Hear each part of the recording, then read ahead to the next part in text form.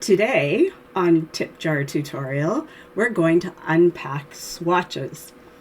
Love them or hate them, a correctly made and measured swatch will go a long way towards creating a successful project. And successful projects make for confident knitters. We're going to talk about why to swatch, how to make a swatch, and why a gauge swatch might lie to you and tell you you got gauge, only to have your finished project turn out too big or too small because you really didn't get gauge. So come with me and my stack of happy swatches into the Maker's Lounge and let's get after falling in like with swatches.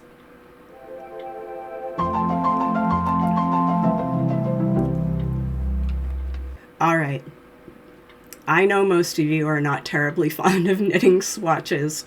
There was a time in my knitting life when I would do the absolute bare minimum in terms of swatching. I might even only knit like a tiny little 2-inch square and measure the stitches over an inch and call it a day. And you know, that stopped making sense to me when project after project after project stopped turning out the way I wanted it to. So I decided to give swatching a chance. And now I won't do any project without swatching first. Okay, I know you're not convinced yet, so let's get into it. Why should you swatch? There's a whole bunch of reasons why to swatch, but let's start with the big one. Number one, to check your gauge. Now, stitch gauge is something that almost every pattern is going to tell you. The pattern right up at the front of the instructions is going to say the gauge for this pattern is X number of stitches over usually 4 inches or 10 centimeters. That's almost always how a gauge is set out. Sometimes it's X number of stitches over a chart if there's a fancy chart involved. And I'll get into this more when we look at the reasons why a gauge swatch might lie to you. But that's reason number one, to get gauge. Reason number two is to test the fabric, to see if the fabric you're getting with the yarn choice that you made is actually what you wanted. And I have a good example of this. I decided last year that I was going to knit this lovely linen tank. And I got some yarn that is not the yarn called for in the pattern, but is very similar. This delightful blue light fingering weight linen here. And I knit myself a swatch, which I have buried in my pile. Here it is. Now, I did get gauge. Here's the swatch. You'll notice my yellow running markers in there. For those of you who have not yet watched my running marker tutorial, a little later on in this video, I'm going to put up a link to the running marker tutorial so you can go there. You'll want to know how to do running markers before you do a swatch, because they're very, very useful for making measuring your swatch very easy. So here's the swatch I made. Now you can see with this very, very fine linen that it is practically see-through. And even though this was the intended yarn and gauge for this pattern, I was not all that keen on having that see-through a fabric for me. So I went into my stash and I found a lace weight merino yarn that I decided I was going to blend together with the linen yarn. And to make sure that that was going to work for getting me gauge, I knit myself a swatch with it. So here's that swatch. Isn't it pretty? Look at that, the blend of the colors in there. Can you see that? The blue and the greeny blue, so pretty. So you can see that, yes, this one is still fairly see-through, but this one is really see-through. So it was a better, still a summery weight, nice summery weight garment, but not quite as porous as that one. And I still got the exact same gauge on the same needle. That's unusual, but it did happen. So I was plenty happy about that. You'll see more of this swatch later when we talk about how to make and measure a swatch. Moving on, reason number 3 to swatch is to test your color choices.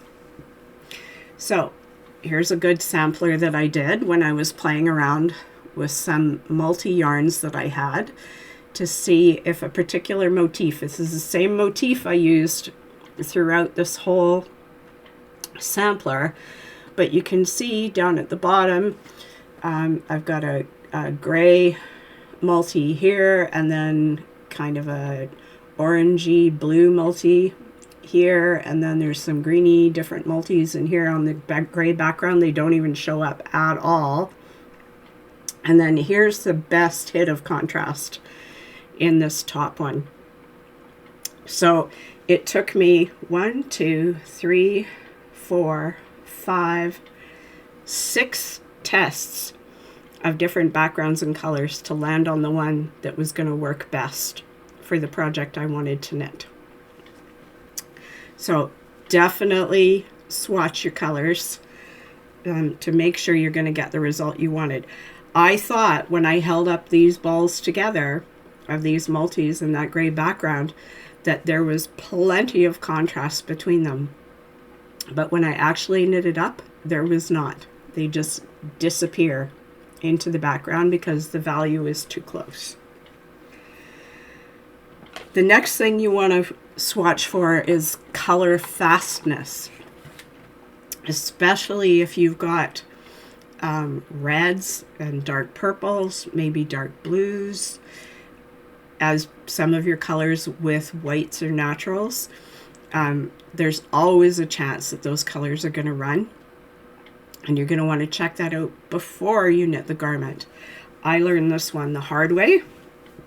I spent a lot of time making and remaking this particular sweater, and I did swatch this sweater, but I only swatched the white, and I did not swatch the green color that's in here. And then when I washed it, I left it a bit too long in the soak, and you can see here that there's yellow stains and blotchiness through here because the green ran into the white. Had I swatched this properly with the green and the white together and then washed it, I would have found that out before I knit this, so that I could either have used a different yarn or taken precautions when I washed it to make sure that it wasn't going to run like a color catcher, or just not left it in the water as long. Reason number 5, to practice a new stitch or a complex chart. This is a lovely sweater that I knit called the Gramercy Park Pullover by Patty Lyons. Here's a nice lovely picture of it there. That neckline you see is my own aftermarket modification. You can check that out on my Knicoleknits.com blog. I tell all about how I did that neckline conversion. Anyway, I did a great big swatch of that chart for this one, which was very helpful in teaching me how to do this chart like the back of my hand before I even started the sweater, and had to do, work this complex chart pattern while doing neckline shaping and armhole shaping and waist shaping and all that kind of stuff at the same time. And I also discovered this time doing this that I did not have gauge. It was too big, which is unusual because I often can pick up the yarn and the needle size called for in the pattern and get gauge, but I never trust that. If I do, I'm happy, but every once in a while I don't. And then I'm very happy that I swatch. So there I did not get gauge. So I had to go down a needle size. And I'm talking 1/4 of a millimeter. I went from a 3.75 down to a 3.5 to get the gauge I needed for this pattern. So, practicing a newer complex chart. Reason number 6, to ensure that you have enough yardage. And let me explain why. Oh, I forgot to grab this. Okay. A couple of years ago, I bought the pattern to make this wingspan shawl. And I specially ordered the specially hand-dyed yarn in a full skein designed to knit this shawl. I just started knitting the shawl. I used the needle size that it was intended for, and I honestly don't remember whether or not I got gauge. I may have swatched, but I really don't remember if I did. So I cast on with a 3.5. I was using some brand new interchangeable tulip needles that I got that are like bamboo tips. And I wanted to try them out. I really loved them. And one of them broke when I got about this far through the shawl. So I wanted to keep using those needles. So I switched to the 3 3/4 millimeter tips, thinking, what difference could it possibly make? It's just a shawl. Well, I kept knitting with the 3 3/4. I got about 3/4 of the way down the shawl, down all these feathers, only to realize I did not have enough yarn. Now, I waited about 6 months to get the skeins of yarn that I had ordered. So, and it was going to be a gift for somebody, so I couldn't reorder and wait for the yarn again. What I realized was because I had gone up a needle size, I was making bigger stitches. And if you're doing exactly the same number of stitches, which is what you're doing in this kind of a pattern, you're using more yarn to make those stitches when your stitches are bigger. And so I was going to run out. So I had to frog the whole thing back and start again on 3.5 millimeter needles to make sure I had enough yarn. And sure enough, I did. This is cool, eh? So I have enough to make another one. Actually, I have enough to make 2 more. Just haven't gotten around to it yet. Okay, now let's talk about why your gauge swatch might lie to you and tell you you got gauge when you actually didn't. The first reason is that you knit the swatch, your gauge swatch, with one type of needle, and then you knit the garment with another. So maybe you knit your gauge swatch with a fast metal needle, or a medium fast metal needle, or a sticky wood needle, and then you switch to one of these other types when you actually went to knit the garment. Switching your needle type can change your gauge. Knitting on fast needles, like these smooth metal ones, super smooth, like the Addi Turbos, can cause you to have a looser tension. And knitting on wood needles with grippy yarns like toothy wools can cause you to have a tighter tension. So if you use one for the swatch and the other for the garment, your gauge swatch might lie. Also, if you used the same size, same type of needle, but you used a different brand of needle between the gauge swatch and the project, that also might cause your gauge swatch to lie, because there is no standard for needle sizes anywhere in the world that I'm aware of. So anybody can make any needle and put a label on it that says this is a 3.5 millimeter or this is a size 8 US needle. You just kind of have to trust them that they're being accurate, but they're not always. So be aware, stick to the same needle type and same brand between your swatch and your project. The other thing that can cause your gauge swatch to lie to you is how you're pulling the yarn off the ball or cake that you're using. Okay, because believe it or not, and this is going to sound a bit crazy, but the way you wind a cake can affect the amount of twist that's in the yarn. You may have noticed when you pull yarn from the center of a ball that sometimes it gets really extra twisty. So if the yarn you're using already has a lot of twist in it and you wind your cake by turning your ball winder clockwise and then you pull it from the center, and you're a picker like I am, you carry in your left hand, you might be adding more twist into that yarn.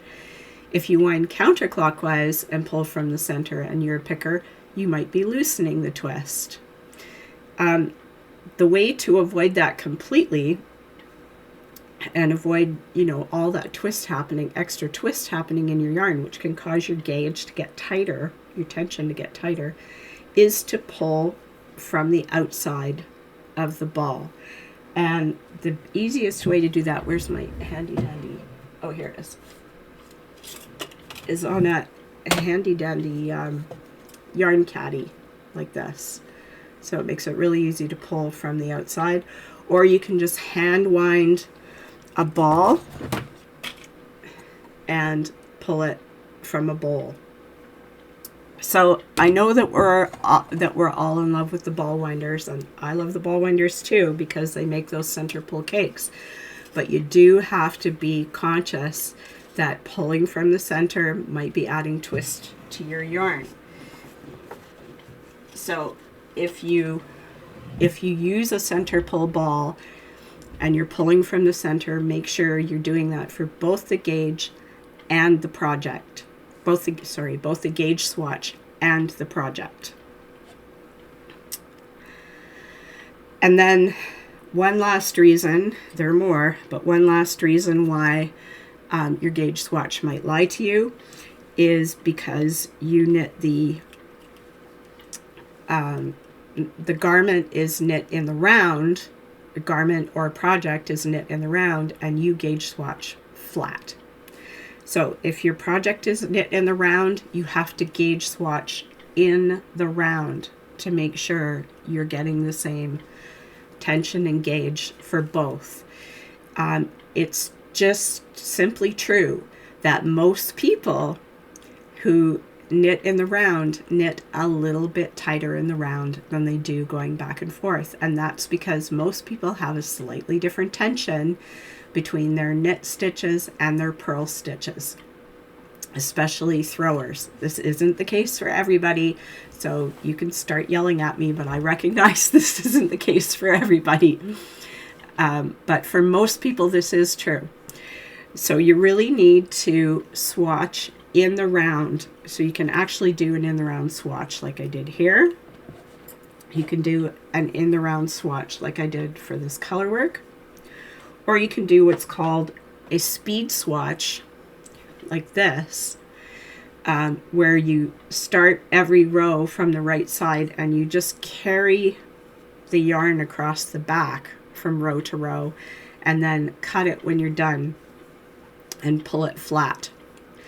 The downside of doing this kind of speed swatch is that you can't reclaim this yarn if you are running short and you need this extra yarn.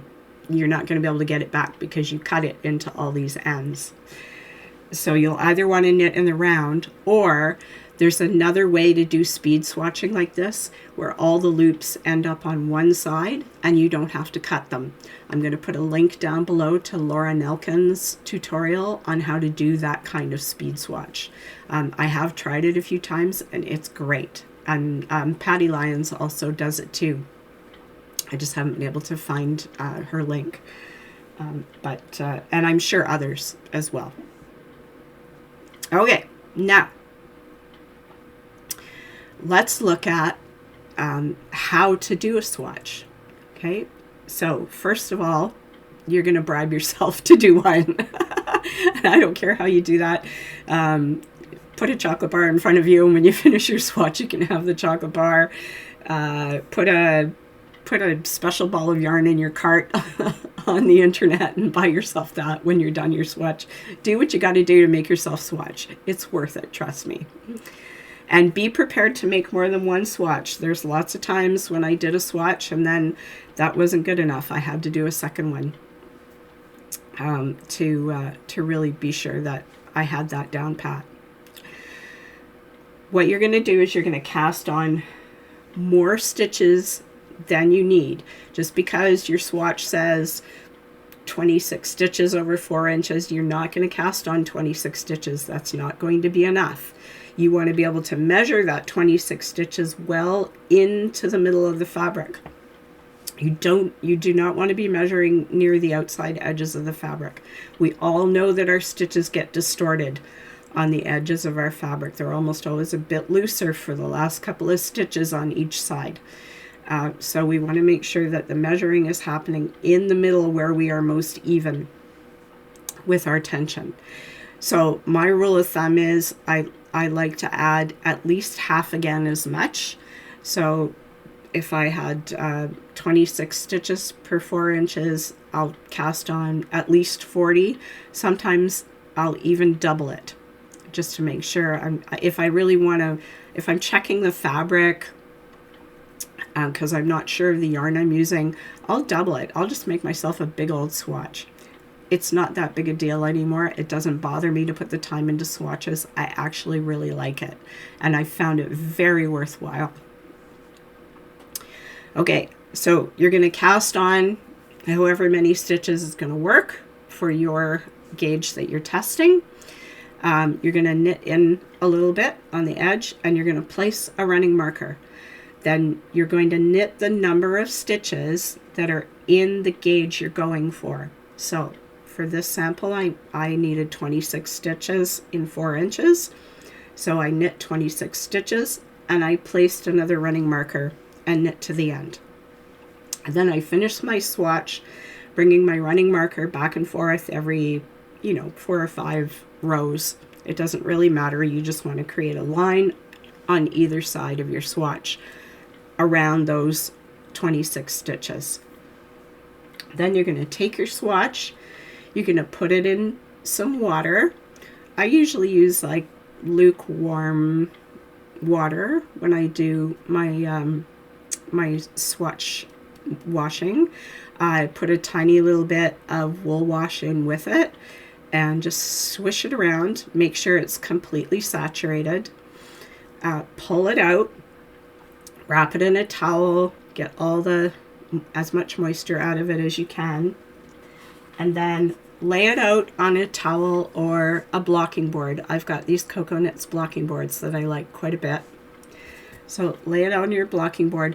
Do not pin it. I've pinned this just so it doesn't fall down while I'm holding it up, but don't pin it. You're going to take that swatch and you're going to beat it up a little bit. You're going to yank on it like this in all directions and even out those stitches as best you can. So I usually give it a little wiggle in all directions.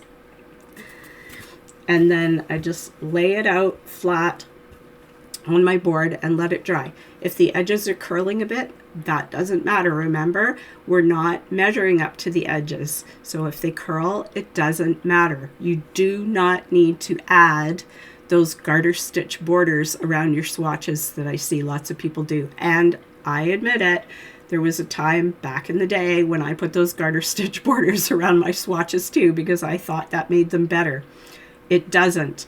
Don't do it. Garter stitch will only distort the stitches that it touches because it scrunches up.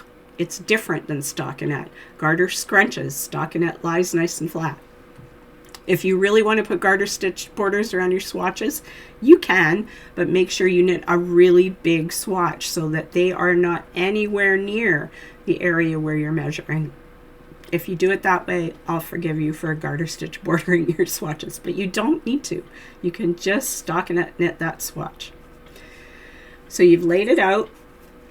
Now it's all dry. Now we're going to measure it. And I know I sound a bit froggy and funny today because I actually have a really bad cold. But I had to get this filming done today. So you'll just have to forgive me and my froggy voice. Now we're going to take our 4-inch measure and we're going to place one edge of the measure against one of the running markers and let it land. Now, if the second running marker is outside the 4-inch mark, then your stitches are too big and you need to go down a needle size. So if the running marker is outside the 4-inch mark, so if it lands anywhere between 4 and 5 inches on your measure, then your stitches are too big and you need to go down a needle size. If your running marker lands inside the 4-inch mark, then your stitches are too small and you need to go up a needle size and try again. And that's it. That's all you have to do. You do not have to lay this down and lay the measure down and then try and count the stitches. You already counted them. You know that the stitches you need to count are between those running markers. So no counting required. Sneaky, hey? Works like a hot damn, I gotta tell you. Okay, and then what you want to do with your swatch is tag it. I like to make these little plastic tags. I just find some translucent plastic like those cheapo cutting mats you can get at the dollar store, the almost clear plastic ones. They're just a couple of bucks, and I cut these crazy little circles out of them and hole punch them. And I can write on them with a Sharpie. And the reason I do this, I know there are ways to incorporate your needle size into your swatch using yarn overs or purl bumps. There's all kinds of slick ways to do it. But if I do that, I can't remind myself what needle type I used. So I like to write that down on my tag as well. So I've got 5mm for this particular swatch. I got 5mm needles. Tulip is the brand. For others, I might have like 3.5 signature needles or 4mm Knitter's Pride, or whichever needle I use for that swatch. I make a note on my tag for my swatch, so I know what it was. And while I'm showing you this one, this is an example of a swatch that I did, this big swatch with this lovely cabled cardigan. This was to do this Merle cardigan. I thought this yarn was going to work really well for it.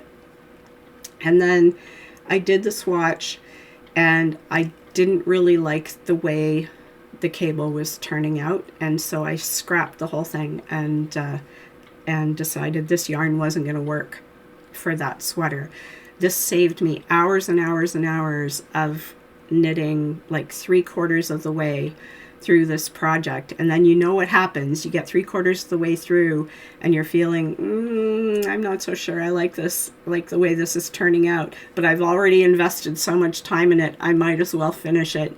So you finish it and then you never wear it. And don't tell me this hasn't happened to you, because it sure has happened to me, and I have a sneaking suspicion that it's happened to you too. So I spent, an hour or two making and blocking this swatch, only to realize that it wasn't going to be the garment I wanted it to be. And that was it. All I lost was an hour or two of time. And I didn't use up my pretty yarn on a project that it really wasn't meant for. All right then, there we go. I know I kept that pretty short. There was a lot of other stuff I could have added in here, but I just wanted to keep it short and sweet and try and convince you that there are lots of reasons why you should and how to do swatches properly, and build on your knitting success, because we all want our projects to be great, right? And we want them to be great, and we want them to be exactly what we want. And I'm telling you, swatching is the way to do that. So thanks for coming today. Next week, I'm going to have another tutorial. I decided I was going to do 2 in a row this time, just for fun. I think I'm going to do yarn substitution, because that's a really important topic that I'd like you to know. That's where yarn substitution is where I have made a lot of mistakes in the past, and I don't want you to make those mistakes too. So let's talk about that. Anyway, thanks for being here. If you felt like you learned something, got some value out of this, had a good time, give me a thumbs up and hit the like button, and subscribe if you hadn't subscribed before, and go watch the running marker tutorial video if you haven't seen that yet. Okay, thanks. Bye.